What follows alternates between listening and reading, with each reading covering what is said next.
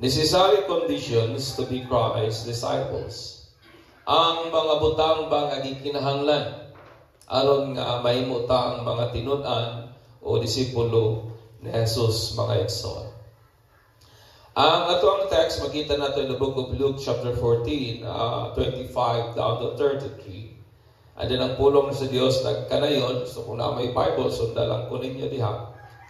Now, great multitudes were going along with him, and he turned and said to them, if anyone comes to me and does not hate his own father and mother and wife and children and brother and sister, yes, even his own life, cannot be my disciples. Whoever does not carry his own cross and come after me cannot be my disciple.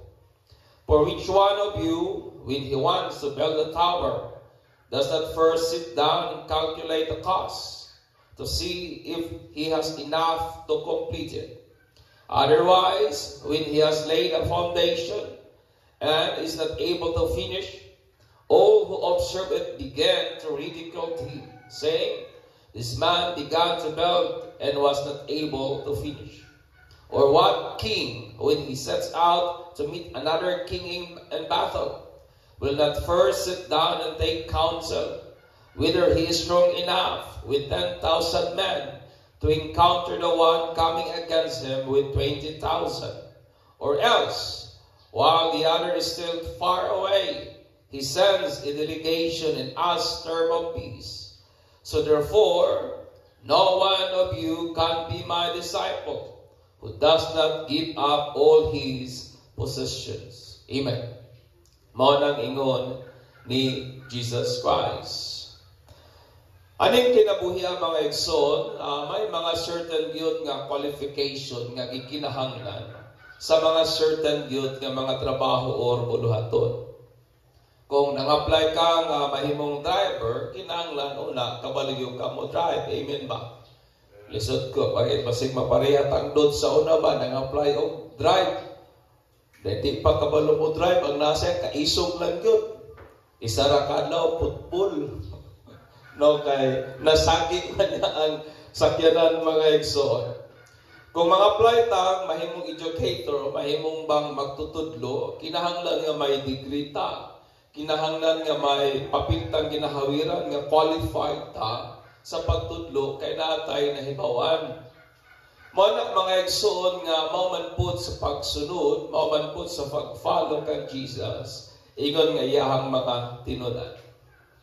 Sa panahon po niya sa earthly ministry ni Jesus, daghan og baga nga mga tao ang nagasunod-sunod niya.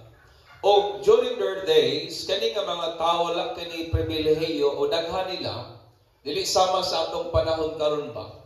Daghan nila walay pribilehiyo nga moadto sa eskwelahan o pagpilit sa kurso o sa kanang butang nga gusto nilang pagatun-an mga igsoon. O ang pamaagi para nila aron nga makakaton sila og mga pagtulunan o mga practical nga knowledge o mahimong means o mahimong pamaagi nga diha sila mabuhi is to be discipled by someone. Para nga mabuhi sila usa sa mga pamaagi nga kinahanglan nga may magtudlo nila. Kinahanglan nga ma-disciple o matudloan sila mga igsoon. Mao na nga kung gusto sila nga mahimong mangingisda o mahimo silang fishers of men o mahimo silang fishermen rather, kinahanglan nga moadto sila sa kung kinsa man ang mangingisda o magpatudlo sila unsay buhaton. Kung gusto nila mahimong panday, moadto sila sa kung kinsa man ang panday o magpatudlo sila, magpa-disciple sila sa panday. O sa ingana nga pamagi, may ma-acquire sila nga knowledge o mahimong magamit nila sa ilahang adlaw-adlaw nga pagkinabuhi mga igsoon. Sa kining baga, sa dihang kining baga nga crowd ni sunod kang Jesus because they wanted to be his disciples. Kay buot nila nga mahimong iyang mga tinunan, una, gi-filter o gisala ni Jesus ang ilang intention by teaching them the essential prerequisites of becoming his disciples. Gisala ni Jesus ang ilahabang intention, ang ilahang motibo, ang ilahang gusto, ang ilahang tinguha, agi sa pagtudlo sa mga butang nga gikinahanglan unsaon nga mahimong mga tinun-an gyud ni Jesus. Tungod kay aning panahon na ang pag-follow kang Jesus, it literally means to come or go with Jesus. But pasabot kung asa si Jesus tuagid ka, magsunod-sunod yun ka. Mao na ang word nga pag-follow kang Jesus. Tungod kay mao lamang niyang pamaagi for them to learn from Him. Kay walay laing way nga kining mga tawhana makakat-on gikan kang Jesus is to literally follow Jesus day by day. Adlaw-adlaw sila magsunod-sunod kang Jesus mo ning nahitabo sa 12 ka mga disciples.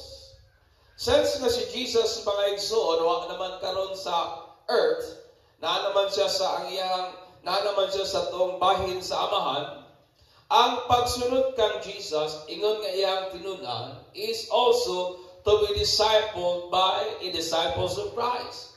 Nga matudluan po ta sa mga tinudluan po ni Jesus. Para nga atong ma-practice ang iyang kinabuhi, ang iyang mga trabaho, o ang iyang mga pagtulunan nga gisulat diya sa balaan nga kasulatan mga igsoon. O niyaning mga musunod nga mga gikinahanglang butang aron nga mahimo gyud tang mga tinun-an ni Jesus. Amen. Nga mahimo gyud tang mga estudyante, mahimo gyud tang mga apprentice, mahimo gyud tang mga pupils, mahimo gyud tang mga tao nga nagasunod diha gyud kang Jesus mga igsoon. Una is a determined will to love Christ above all. Kinahanglan nga natay determinado nga pagbulutan nga atong higugmaon sa Jesus labaw gyud sa tanan. And verse 25 down to 26. Ang word po nga determined, it means having made a firm decision and being resolved not to change. Kana bitaw nakabukat nga desisyon, firm, lig-on nga desisyon nga dili na gyud nimo bakwion pa. Dili na gyud nimo usbon pa mga igsoon, dili bitaw ng desisyon nga hatag bawi. Kun dili usa ka desisyon nga lunod patay nga desisyon. That is the word firm. Kanang dili na nimo usbon mga igsoon. Ingon ni Jesus in John 10:10, I have come so that they may have life, and life in its fullest measure. Bana ang saad na Jesus. Niyani ko aron nga makabaton kitag kinabuhi nga dagaya sa lain nga translation. O kini nga kinabuhi mga igsoon is inseparable from being Christ's disciples. Kining fullness sa life, kining abundant life, kining bulahan nga kinabuhi, kining dagaya nga kinabuhi, dili na nimo pwedeng bulagon gikan sa pagkatinun-an ni Jesus mga igsoon. Sa dihang gipangutana sa Jesus, unsa man ang pinakadako nga sugo sa balaod, unsang pinakadako nga sugo sa Ginoo, ang iyang tubag mao kini. And 1 John 4:19 and in Matthew 22:36 to 38, iyang ingon, love the Lord your God with all your heart, and with all your soul, and with all your mind, which is the first and the greatest commandments. Mga kanang pinakadako o pinakalabaw nga sugo sa Ginoo, pinakaunang, pinakadako nga sugo. Unsa man daw kuno, higugma ang Dios sa tibok mong hunahuna, kasing-kasing, kalag, sa tibok nimong pagkaikaw mga igsoon. Kaya ang pagsugo, ang paghigugma sa Dios completely, that is the word tanan. It means wa kay ibilin sa imong kaugalingon ba? It means wala kay reserba, kundi ihatag nimo ang tanan. Sa tanan nimong kasing-kasing, kalag, hunahuna, is a command that we must keep. Sugo kana sa Ginoo, ngangay natong buhaton. Sugo kana sa Dios, ngangay natong pagatipigan mga igsoon. O kini nga paghigugma sa Dios, kini nga sugo sa paghigugma sa Dios found its expression and people around us. O kanang atong paghigugma sa Dios nga sugo niya nato, makakaplag ka na o kahimuan o katumanan diha sa paghigugma sa mga tao, diha sa atoang palibot. It finds its expression sa paghigugma nato sa atong membro sa panimalay, sa atong igsuon, sa atong kauban sa pagtuo, sa atong silingan, o sa mga tao nga nagpalibot o sa tanang tao mga igsuon. Mao nang ingon ni John and 1 John 4:19, we love each other because He first loved us. Nagahinigugmay kita kay una sa nga tanan gihigugma man ta sa Dios. Kana nga gugma sa Ginoo, makakaplag ka na og expression, makakaplag ka na butang atong ginapadayag o ginapabati diya sa atong paghigugma sa ato ang isig kaingon. Amen. Amen. Find that expression diha sa matag usa.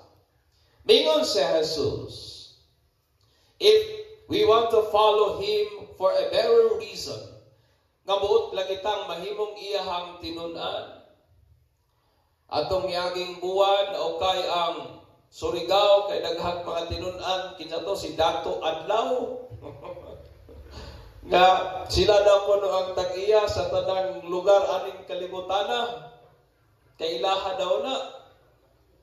Si to Boy Padlak. Daghan ba po siyang mga sumulunod? So sa may ingon sa iyang mga ingon sa iyang mga followers, God is justice. Pero hindi nila ginangahan, God is justice. Pero sila mismo dili musunod sa balaod sa Pilipinas. Ingon na Jesus, nga kung gusto tang musunod niya, kay but lagi tang mahimong iyang tinunan, then we must learn to hate our loved ones, our job, our profession, our business, our hobbies, and even our own life. Mo nang ingon ni Jesus, kung gusto mo musunod na ako, mo na ang unang requirement na kung gusto siya nga dili nagadumo sa iyahang mahal sa kinabuhi. Siya nga wa nagadumot sa iyahang trabaho, sa iyahang kaugalingon, is unfit, ingan pa ni Jesus, to be my disciples. O usahay kani nga passage is daw supak pa o contradictory ba sa kinaiyahan o sa gitudlo ni Jesus. Tungkol kay si Jesus nagtudlo man nga nag-ingon, maghinigugmay kita sama sa iyahang paghigugma nato. Amen. Naglantug yung nagsumpakiay pa. Ingnan na imong tapat, imo bang gidumtan imuhang mahal sa kinabuhi? Ina ba? Ano yung sa Bible? If you don't hate your wife, your husband, your sons, your daughters, your job, your profession, yourself, ingat pa ni Jesus, you cannot be my disciples. Sa diyang gigamit ni Christ ang word na hate, kini nga pulong mga igsoon, gigamit in a comparative basis. Gigamit ni sa pagkumpara ba? Sa pagkumpara, of elevating one value over another, or to love someone or something less than someone or something else. Ngang word po nga hate, gigamit ka na ni Jesus sa pagkumpara sa diin pagpataas sa bilis sa usa, labaw kay sa usa. O paghigugma sa usa, nga murag ubos pa kay sa usa. Sa lain nga pagpasabot mga igsoon, kini nga passage sa Bible, nagtudlo nato. And this is what Christ meant. That when we love our family, kung ato daw pa naghigugmaon ang ato ang pamilya, higugmao nato atong asawa, higugmao nato ang mga bana, atong kabataan, kung higugmao nato atong trabaho, higugmao nato ato ang negosyo, higugmao nato atong mga dula, ang atong mga gikahiligan, labaw or sama kang Kristo, we cannot be His disciples. Amen. Kung mas palangga daw nato atong asawa kaysa kang Kristo, di gid ako natatakos mahimong iyahang tinud-an. Kung mas gihigugma daw nato atong uyab kaysa kang Kristo, di tatakos mahimong iyang tinud-an. Kung gihigugma nato atong kinabuhi labaw kaysa kang Kristo, di tatakos mahimong iyang tinud-an. That is the word hate, mga igsoon. It means nga kung naada kuno tayo higugmaon, labaw gyud si Jesus sa tanan. Amen. Labaw gyud si Jesus, mga igsoon. Tungod kay kinahanglan nga kung butang mahimong tinun-an ni Jesus, dapat magbatuntaw sa ka-determined nga pagbudutan nga higugmaon gyud ang higugmaon gyud nato si Jesus, labaw sa tanan. Amen. Nga kaya natong biyaan atong trabaho, unahon sa Jesus. Nga kaya natong higugmaon sa Jesus, labaw kaysa atong asawa. Gahapon, ay ato na isang adlaw, akong kuanan si Mrs. ingon pa sa ama, kabalo makama nga, ikaduha na gyud ka sa akong gihigugma. Sa pagtarong ba? Lagi, ikaduha na ka. Tarong na pa. Oh, lagi, wak po kumawa na, wag isumpayan ni siya, lagi pa. Kaya una mag-i-deter mi si Lord. Dapat ting anak git mga ekson. Amen. Amen. O kana nga klase nga gugma, it is a driven by emotion, but of determined decision. Kana nga gugma, dili na tinugmod sa pagbati lang. Kanang nahigugma ka sa Dios kay gibati nimo. Kanang nahigugma ka sa Ginoo kay gibati nimo giganahan lang kano. That is a kind of love nga kanang imog yung ginadesisyonan matag karon ug unya. Klaseng gugma nga imog yung pagapilion. Balag unsa pay mahitabo ug mudangat sa kinabuhi, mga igsoon.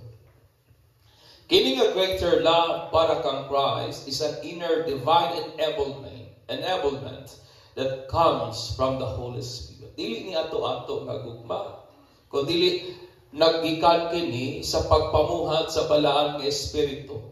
Tungod kay trabaho sa balaan nga espiritu ang pagpuno sa kasing-kasing nato sa gugma nga iya sa Dios, nga nagagahom ug naga-enable nato sa paghigugma sa Dios labaw sa tanan. Amen.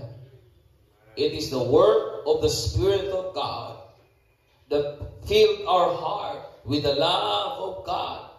Aron nga kaya natong higugmaon ang Dios labaw sa tanan. Manang ingon ni Apostle Paul in Romans 5:5, "And hope does not put us to shame, because God's love has been poured out into our hearts through the Holy Spirit who has given to us." Amen. Kinsa daw kuno ang nagabukbuk sa gugma sa Dios sa atong kasing-kasing, mao ang balaan nga espiritu nga gihatag sa Dios sa matag usa. Matag espiritu nga nagatudlo sa tao sa paghigugma sa iyang pamilya, paghigugma sa iyang trabaho, paghigugma sa iyang kaugalingon, paghigugma sa iyang kinabuhi, paghigugma sa iyang asawa, sa iyang uyab, sa iyang tanan, labaw kay sa Dios. It is not the Spirit of God. Amen. Tanang espiritu nga nagatudlo sa tao, nga naikantang nag-ingon, the greatest love of all is to love yourself. No, that is not. Because the greatest love of all is to love God more than yourself. Amen. Amen. Amen. Matag espiritu nga nagatudlo nga higugmao ng kaugalingon sama o labaw kay sa Dios, dili na espiritu nga iya sa Ginoo. O kani mo po'y qualifying factor of being filled with the Spirit of God. Ako nagtukong ang taong puno sa balaan ng Espiritu. Makahimo yun na paghigugma sa Dios, labaw sa tanan. Amen. Dili na ato-ato nga buhat na og trabaho sa Ginoo, mga igsoon. So kung gusto ta mahimong a disciple si Jesus, una, kinahanglan nga naatay fix nga decision. Nga di gud mausap nga desisyon nga tong higugmao ng Dios, labaw sa tanan. Amen. Inanay mo, kung naadali mo nga asawa, nga siya nga ikaduha ra gyud ka. Ingno ba? Na ikaduha ra, ingno ba? Ora galanganan lagi mo ay. Na ikaduha ra gyud ka kay una si Lord. Amen. Amen. Ikaduha, a determined commitment to not giving up for Christ. Usa ka desisyon nga dili kita mo surrender para kang Kristo. Ani nga bahin in verse 27 down to 32. Si Jesus naghatag og duha ka analogies about sa pagpasan sa cross, sa pagsunod niya. Una, ang pag-count sa cost sa pag-build sa tower. O ikaduha, ang pagpangayo og panambagon, una kamo adto gera. Pero ang pagkwenta ba sa pilay angay gastuhon, unsay gamiton nga mga materialis pag-build sa tower. Ikaduha, ang pagpangayo og panambagon, una kamo sulong sa gubat, mga igsoon. Ang tower usa ka na structure that stand tall and visible among other structures. So makita yun na nimo kay habog man ang tower. Nakakita na ba mong tower na lubog? Di ba? Wala. Kung yung tower, habog yun na makita ba? Mao na nga, kung dili siya mahuman, masawayan yun ka sa mga tao, kaya ingnan mo kanila, patugag-tugag sugod, wak man day mahuman. Ano yung ikaduha, ang kaning pag-take of counsel. Pag-seek mga igsoon o panambagon, o kanibang butang toro nga mga pagplano ba sa mga desisyon nga angay buhaton o sa mga tikang laka nga angay buhaton, una sila mo engage ngadto sa gubat. Usa ka nakabutang nga gina-practice na during sa ancient youth nga time. Ora guna ginabuhat sa mga pulis karong panahon na atong i-raid ni nga lugar mo ni atong plano. They take counsel, they take thorough of planning, mga igsoon, ensuring victory or less or no casualties. Kaya gusto nilang isigurado nga mudaog yun sila o sa pikas nga bahin, minus ang mga matay or kung mahimo, wala, mga igsoon. Kung ang kadaugan sa kalaban, sigurado gani, kaya nga pa ni Jesus, i-consider di mo kung imong 10,000 kasundalo, kaya bang maatbang aning 20,000 kasundalo sa pikas? Kaya kung dili gali, hala magpadala ka og tao mag-una, o kung sa may inyong buhaton, it is wiser to make a truce, mga igsoon. Mas maayo pa nga magsabot mo og term of peace. Magsabot mo ba? Nga dili na lang ta mag-away, kung dili na mo, o ato mo sa certain agreement, mga igsoon, o sa pikas nga bahin, nga no daw kunong imong suklan ang kaaway, nga dili naman ka mo daw, why fight a battle you cannot win? Ani nga context, dili intention ni Jesus ang pag-discourage sa mga followers niya by suggesting nga kung dili nato kaya, di na lang ta magpatuga-tuga. Di ba? Murag ang idea ba ingana nga para magbuti pasabot ni Jesus nga kung dili ninyo kaya, ayaw na lang. No, that is not the intention of Jesus. Understand me, brethren. But to make his point clear and realize that it is not effortless and easy to follow him. Kaya gusto ni Jesus, klaruhon ang iyahang punto. Klaruhon ang iyahang intention. Nabot niyang ipasabot. O gusto niyang ma-realize sa mga nagasunod niya nga ang pagsunod niya dili sayo, dili hayahay. Amen. Napabata niya. Nga dili bot pasabot nga kung musunod ka kang Jesus, walay mga paghago nga imong agihon. Dili bot pasabot nga kung musunod ka kang Jesus, may imong hapsay ang dagan sa tanan. Butang na nga iyang giklaro sa hunang-huna sa mga nagsunod niya. Mo nang iyang giingon kay nay usang tao nangutanan niya ba? Nga buot naging musunod kang Jesus. Ug mo na iyang gitubag in Luke 9:57 down to 62. Ingon niya, I will follow you wherever you go. But Jesus replied, foxes have dens to live in. Birds have nests, but the Son of Man has no place even to lay his head. Sa may paning milo na apay kataguan, may paning langgam na apay salag kapahulayan. Pero ingon ni Jesus, apan ako, mas kitapit akong itungtong akong ulo. Wa, mo na ingon ni Jesus. 59, he said to other person, come, follow me. The man agreed, but he said, Lord, first let me return home and bury my father. But Jesus told him, let the spiritually dead bury their own dead. Your duty is to go and preach about the kingdom of God. 61, another said, yes, Lord, I will follow you, but first let me say goodbye to my family. But Jesus told him, anyone who puts a hand to the plow, then looks back is not fit for the kingdom of God. Amen. Ano ingon na Jesus nga dili sayo ang pagsunod niya. Aside from having a determined will to love Christ above all, one must also possess a determined commitment not to give up or not to giving up for Christ. Amen. Dapat na dato ning desisyon nga lig-on nga desisyon nga komitado kita nga dili gyud ta mo surrender. Amen. Nga dili gyud ta mo give up, dili gyud ta mo quit, dili gyud ta mo atras. Samtang atong i-take into consideration ug atong na-realize ang cost sa pagsunod kang Jesus. Ingon nga iyang tinunan, no matter what may come our way, have a strong resolve to finish the race. Nga atong nasabtan, atong nabalansin pag-ayo, nga ang pagsunod kang Jesus, dili guday sayo. Nga bahala kung sa pa'y maabot sa atong dalanan, may lig-on kitang pagpangrason, nga atong pagahumanon, kining lumbak nga atong iapilan, hangtod nga atong maabot ang utlanan sa atong pagtuo o mahimutang susama kang Kristo mga igsoon.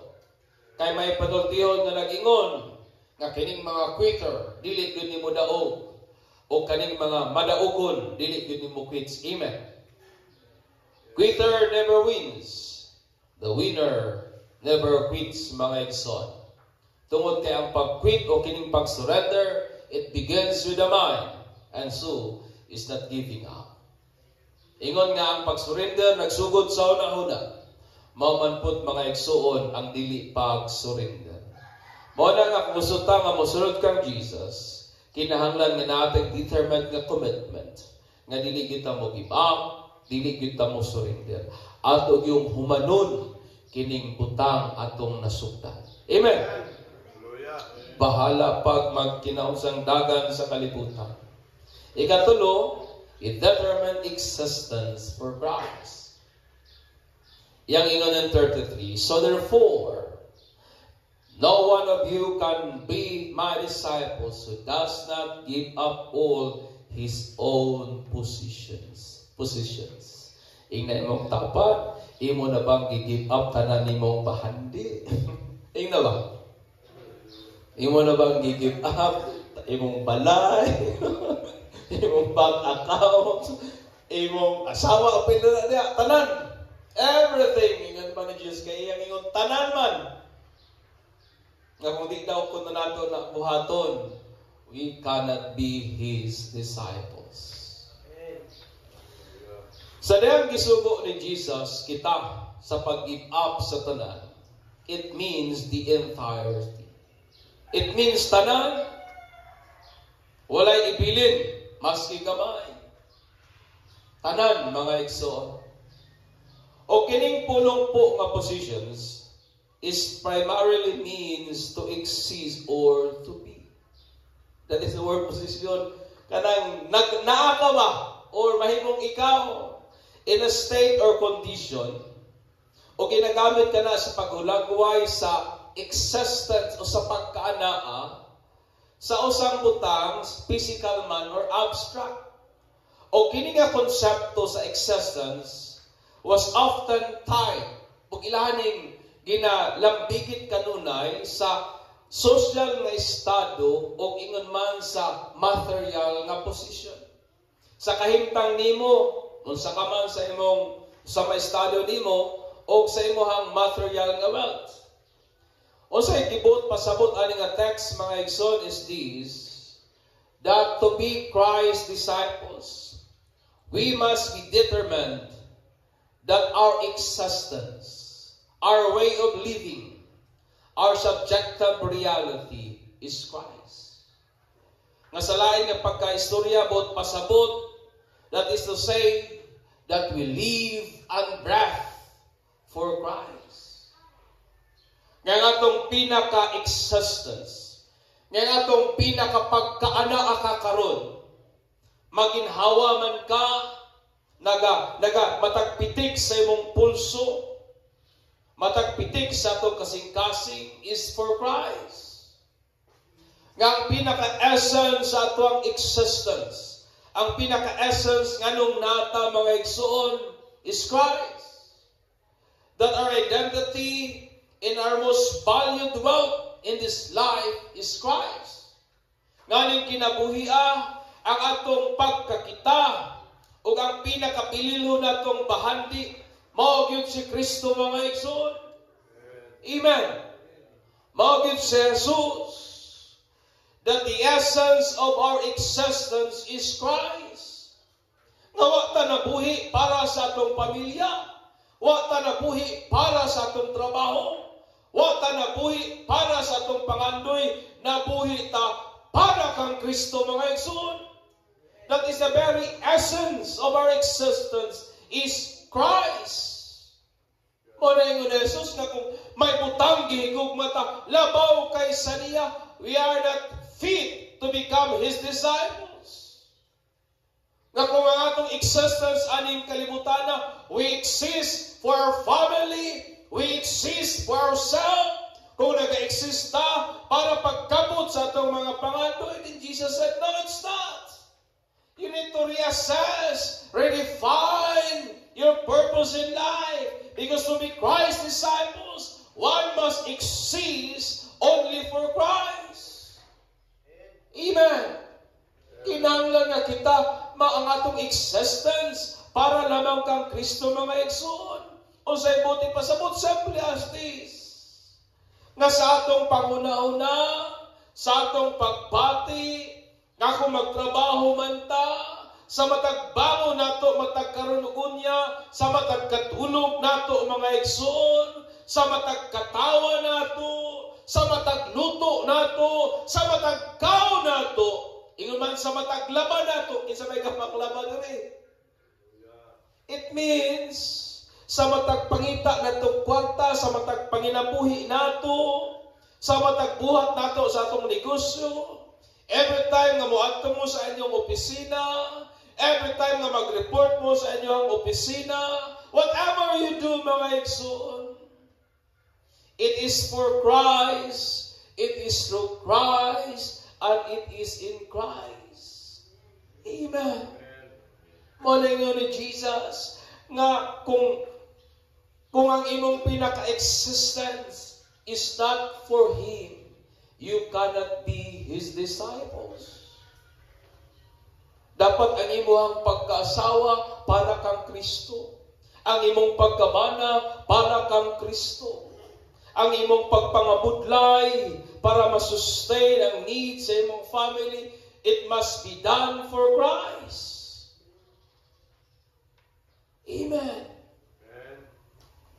Tanan nga atong ginabuhat dapat para kang Kristo, because the very essence of our existence is Christ. Maningon ni Jesus, kung dili ingana ang atong mentality, kung dili ingana ang atong tinguha, dili gyud ta fit to become His disciples. Amen. Pagbaka nato si Jesus niya. Ingon nga determinado kita nga mabuhi para kang Kristo. Bear in mind the word of Apostle Paul na ingon siya in Philippians 1:21. For to me to live is Christ and to die is gain. Mo na ingon ni Pablo, para nako ang pagkinabuhi mao si Kristo ug ang kamatayon kadaugan. Kaya kamatayon mahimong kadaugan lamang kung ang atong pagkinabuhi mao si Kristo. Amen. Death become loss kung ang atong kinabuhi dili mao si Kristo.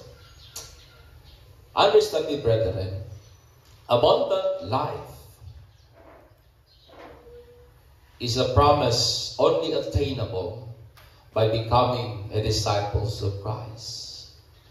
Nagtinguha tag dagaya nga kinabuhi, nagtinguha ta og fulfilled nga life. Pero kana nga kinabuhi posible lamang kana kung mahimo ta ang tinun-an ni Jesus. To become Christ's disciples, moning mga butanga ang gikinahanglan. Dapat determinadong gugma sa paghigugma kang Kristo labaw sa tanan. Amen. Amen. Dapat atong gihigugma sa Jesus labaw kay sa atong mama, labaw kay sa atong papa. Kaya kung atong higugmaon sa Jesus labaw kay sa nila, mahimutang maayong anak ngadto nila. Kung atong higugmaon sa Jesus labaw kay sa atong asawa, mahimutang maayong bana ngadto sa atong asawa. And vice versa, mga igsoon. If determined commitment of not giving or to not giving up for Christ, nga di kita mo give up para kang Kristo. Nga ato yung humanon, tapuson, kining atong nasugdan uban sa tabang sa Ginoo. In a determined existence for Christ, nga nabuhi ta para gid kang Kristo. Therefore, let us continue to yield to the Spirit of God. And this is my challenge. Palayon ta pagpanugyan nganha sa Espiritu sa Ginoo, kay siya ang mag-enable nato sa paghigugma sa Dios labaw sa tanan. Amen. Kay kining Espiritu sa Ginoo mao ni ang mutandog sa atong kasing-kasing, mutudlo ug mughimo nato nga higugmaon ang Dios labaw kay sa tanan. Og atong i-develop kining kinaiyahan nga di gyud mo surrender, kining batasan nga di gyud mo give up, mga igsoon. Amen. Maski kung sa pang mahitabo o ang pagkinabuhi and identify our existence in Christ. Nga kana bitang atong ilhon ba ang atong pagkaanaa diha kang Kristo. Atong i-identify among sa crowd, atong i-identify among sa atong mga kapamilya, atong i-identify among sa atong mga barkada, that we belong to Christ. Amen. Amen. Atong i-identify because the very essence of our existence is Jesus Christ. Manindog tayo igsoon, o atong pasidunggan ng Ginoo kay maayo gyud kay sa hatanan.